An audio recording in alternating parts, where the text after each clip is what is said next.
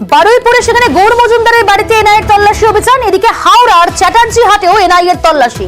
মৌলানা আজাদ কলেজের পড়ুয়ার খোঁজে তল্লাশি অভিযান। দেবাশিস রয়েছে প্রতিনিধি। দেবাশিস, কি জানা যাচ্ছে এনআইএ সূত্রে, কি কারণে এই বাড়িতে তল্লাশি অভিযান এনআইএর?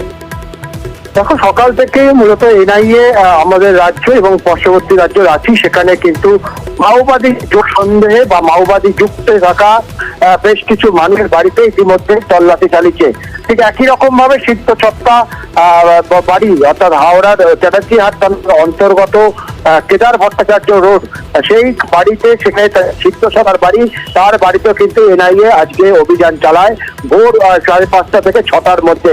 অবশ্যই সিদ্ধছত্তা যার খোঁজে তল্লাশি চালাচ্ছিল এই মৌলানা আজাদ কলেজের ছাত্র, তার কিন্তু কোনো রকম হদিশ পাওয়া যায়নি এবং তার পরিবারের তরফ থেকে জানানো হয়ে কার্যত 3 বছর ধরে এই পরিবারের সঙ্গে সিদ্ধছত্তা বা তাদের বাড়ির ছেলের কোনো যোগাযোগ নেই।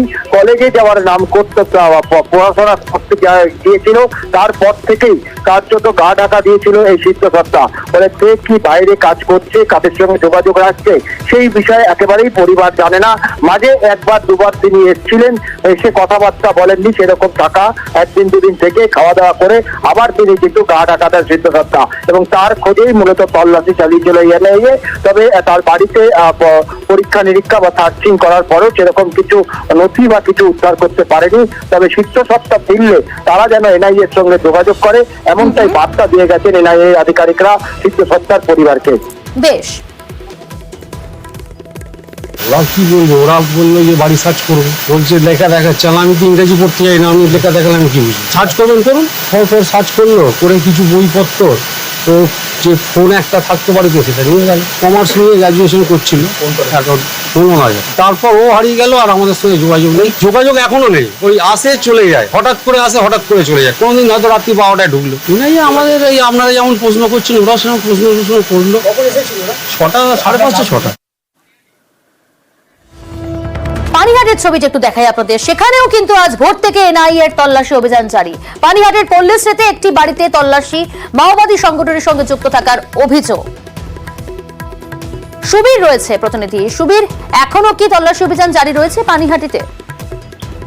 দেখো, ভোরবেলা থেকে এনআইএর আধিকারিক যারা রয়েছেন তারা তল্লাশি অভিযান করেছেন পানিহাটি পৌরসভার 31 নম্বর ওয়ার্ড পল্লীশ্রী এলাকায়। শিপ্রা চক্রবর্তী নামে একজন মহিলা, তার বাড়িতে কিন্তু তল্লাশি চালানো হয়। 5 ঘন্টার তল্লাশি চালানোর পর তারা কিন্তু বেরিয়ে চলে যান। তারা বেরোনোর সময় কিন্তু কোনো রকম কথা বলতে আমাদের সঙ্গে চাননি, কিন্তু যিনি রয়েছেন শিপ্রা চক্রবর্তী, তিনি কিন্তু আমাদের জানিয়েছেন যে 2022 সালে মাওবাদী নেতা প্রশান্ত বসু তিনি গ্রেপ্তার হয়েছিলেন।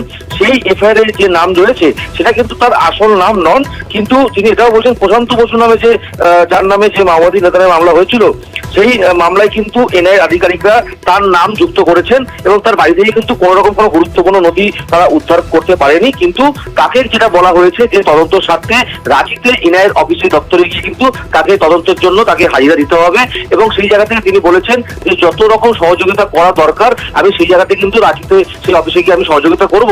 পাশাপাশি তিনি এটাও বলেছেন তিনি অধিকার নামে একটি সংগঠনের সঙ্গে যুক্ত ছিলেন এবং সেই জায়গা থেকে অনেক আগে সেই সংগঠনের তিনি কাজ করতেন। এই মুহূর্তে কিন্তু সেই সংগঠনের সাথে কোনো রকম কোনো কাজকর্ম তিনি করেন না। বেশ,